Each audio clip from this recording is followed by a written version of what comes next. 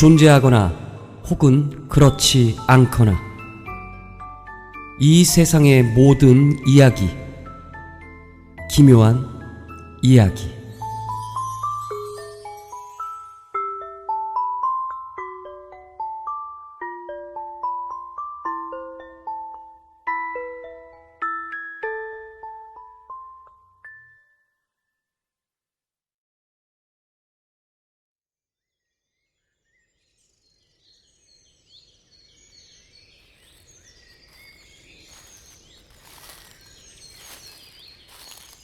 김씨는 오늘도 요 며칠 부지런히 오르고 있는 뒷산을 찾았다.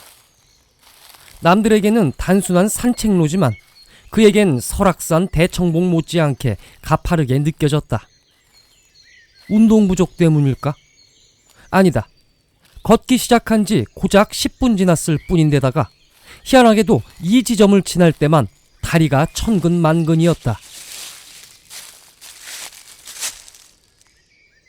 김씨는 갑자기 허리를 세우고 허공을 노려보았다. 이 느낌, 뭐지? 이 산에 뭔가가 있다.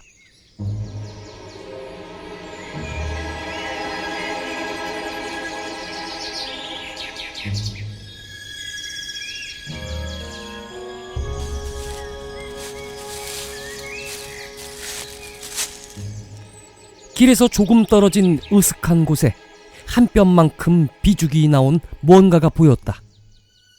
김씨는 직감했다. 기운이 쭉 빠지는 이 느낌의 근원지가 바로 그것임을.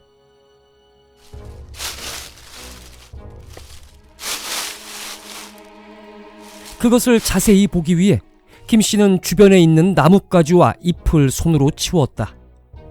그러자 투박하게 새겨진 중세 국어의 글자들이 나타났다. 이름 석자 남기지 못하니 이 비를 본 자난 반드시 가녀린 여인의 한을 풀어줄 것이라. 하필 정말 우연하게도 구비문학 전공의 국문학자였던 김씨는 이 비에 얽힌 이야기를 파헤쳐보기로 마음먹었다.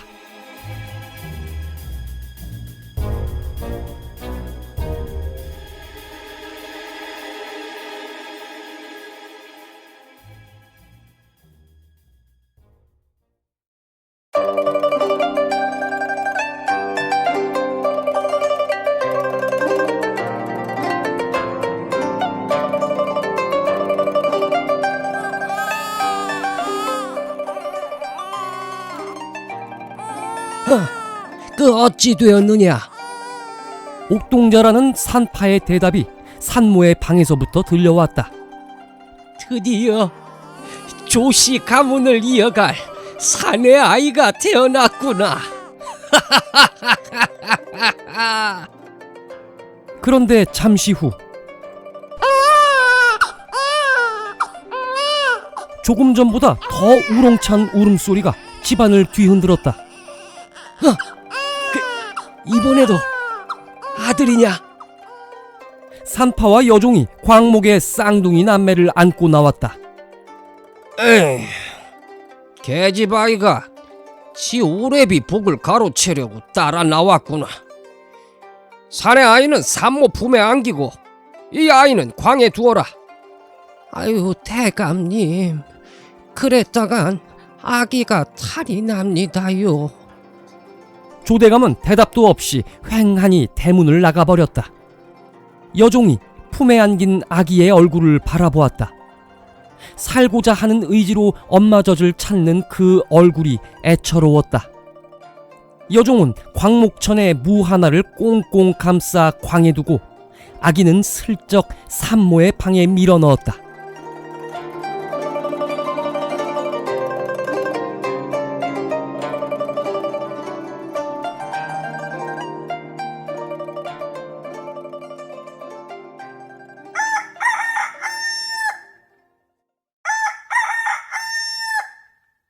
다음날 새벽, 가장 먼저 일어난 여종이 자신의 방에 숨겨둔 아기를 다시 광목천에 감아 광에 두었다.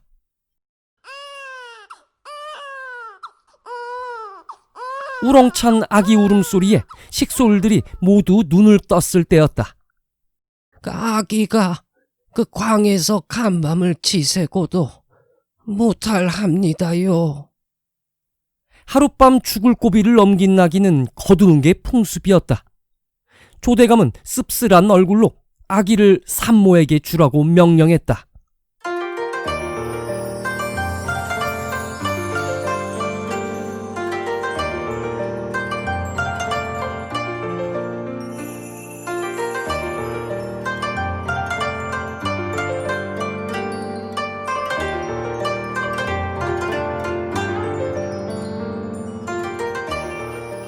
여종 덕분에 목숨을 부지한 딸아이는 한별이라는 이름을 얻어 건강하게 자라났다. 저거 지 오래비 복을 다 뺏어갈 못된 것. 쌍둥이 남매가 태어나기 전 내리 딸 셋을 낳고 구박받았던 조대감의 처조차 한별의 편이 되어주지 못했다. 한별 어미에게도 아들 명석은 버팀목이자 집안의 대들보였기 때문이었다. 그러나 조대감 집의 이런 기대와는 다르게 부모로부터 하사받은 명석이란 이름이 무색하게 한별의 오라비 명석은 공부와는 거리가 먼 인물이었다. 하늘과 땅, 그것이 천지 아니냐? 아니, 천지의 천자가 어떻게 내 천자란 말이냐? 이런 수십 번을 외우고 가르쳤는데 또 까먹은 게냐? 조대감의 호통소리가 마당까지 들려왔다. 마당에 웅크리고 앉아 주워듣던 한별이 흙바닥에 손가락으로 하늘 천자를 썼다. 하나를 가르치면 열을 까먹으니, 아휴, 이런... 우라통이 치민 조대감이 방문을 박차고 나오자 웅크리고 앉아있던 한별이가 깜짝 놀라 일어섰다. 조대감은 한별이 마당 가득 써놓은 글자들을 보았다. 문간 너머로 배운 것이냐? 이제 갓 10살을 넘긴 한별이 겁에 질려 고개를 끄덕였다. 조대감은 대청마루에 선 채 한별에게 동몽선습의 한 구절을 질문했다. 동몽선습에 이르길, 천지지간 만물 중에 유인이 최귀라 하였는데 그 의미가 무엇이냐? 한별이 초롱초롱한 눈으로 사람에겐 마땅히 지켜야 할 5도리가 있으므로 사람이 만물 중 가장 귀하다고 답을 했다. 조대감의 눈에 힘이 들어갔다. 한별의 오라비 명석이 아직도 천자문의 바닥을 헤매고 있었는데 한별은 서당 문간 넘어 배운 동몽선습을 통째로 암기하고 있었다. 글자는 어찌 익혔느냐? 조대감의 목소리에 달려나온 여종이 굽신거리며 말했다. 다른 집 도련님께서 내다 버리신 책들을 풀소시개로 쓰려고 쇠내가 모아두었습니다. 그것을 보시고. 한별이는 이제부터 오래비의 공부를 돕도록 해라. 명석이 과거 시험을 치를 때까지 문답을 맡아 가르치도록 해라.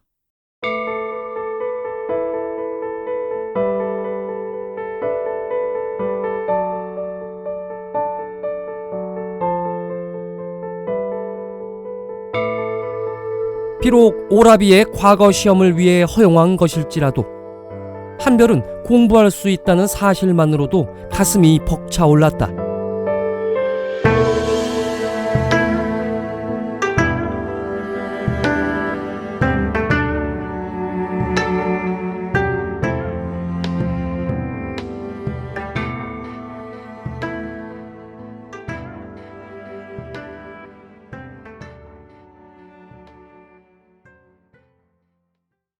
시간이 흘러 남매가 16살이 되었을 때였다.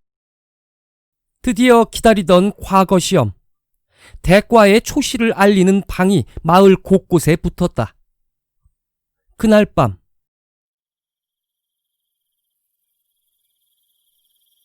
조대감이 깊은 밤 한별을 은밀히 불러 일렀다. 지금까지 오래비와 동학하느라 수고 많았다. 허나 계집의 몸으로 관직에 나아갈 수는 없는 법. 지금껏 한 공부가 아깝지 않느냐? 조대감은 명석보다 총명한 한별에게 오라비의 옷을 입혀 대신 시험장에 보낼 생각이었다. 네 오래비를 초시에 합격시켜준다면 내 무엇이든 네가 원하는 것을 들어주마. 한별의 머리를 스치는 것이 있었다.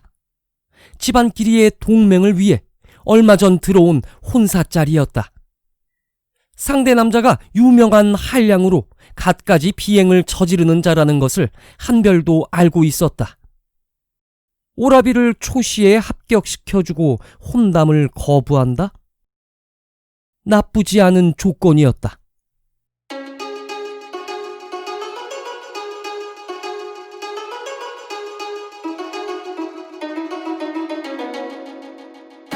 오라비의 도포를 입은 한별은 언뜻 보기엔 정말 명석처럼 보였다.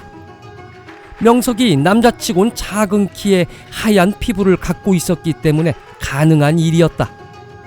그리고 결과는 합격이었다.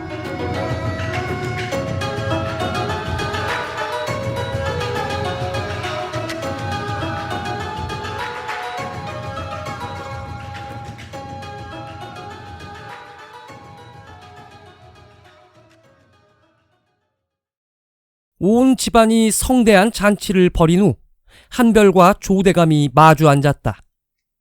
안 된다! 혼남을 어찌 물을 수 있단 말이냐?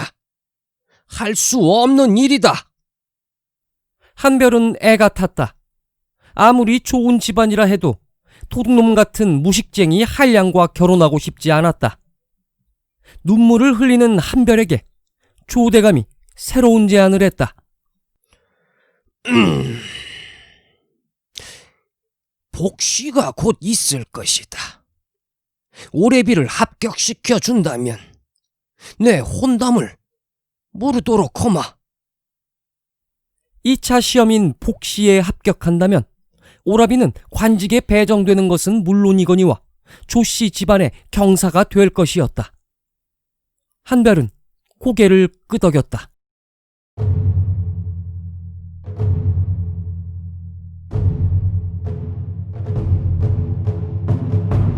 복시를 치르는 시험장에서 감독관이 자꾸만 한별을 힐끗거렸다. 얼굴은 꼭 빼닮았어도 목소리가 판이했기에 우연히 한별의 목소리를 듣고 고개를 갸우뚱한 것이었다. 떨리는 손으로 시험지 위에 조명석이란 세 글자를 적는데 왈칵 눈물이 쏟아졌다. 한별은 이것이 자신의 운명이라면 받아들이겠다고 마음먹었다. 이것으로 싫은 결혼으로부터 도망칠 수 있다면 해볼 만하다 생각했다. 문제가 발표되고 한별은 그동안 공부한 것과 갈고 닦은 문장력을 발휘해 정성껏 답안을 써내려갔다.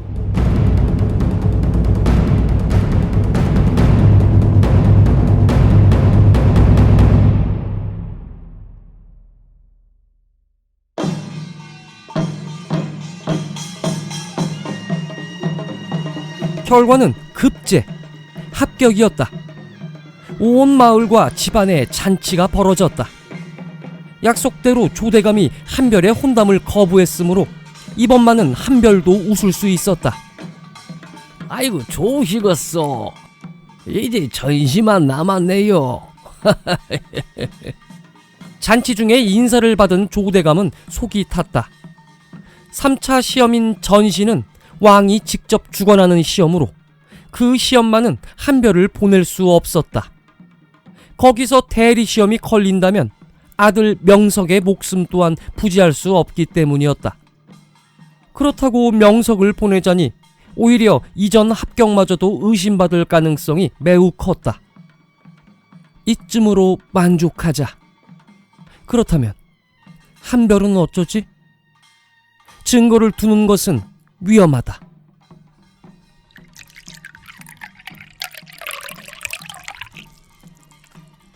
채워지는 술잔을 보며 조대감은 결심했다.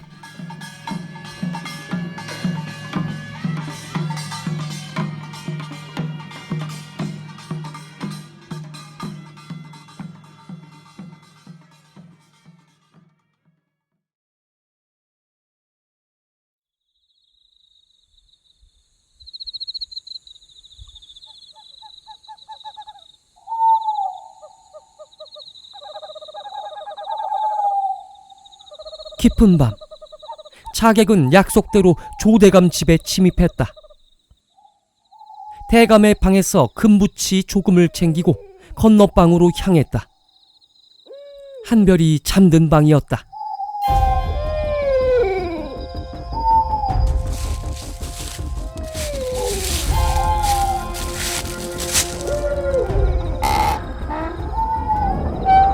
낯선 이의 침입에 한별이 벌떡 일어나 앉았다.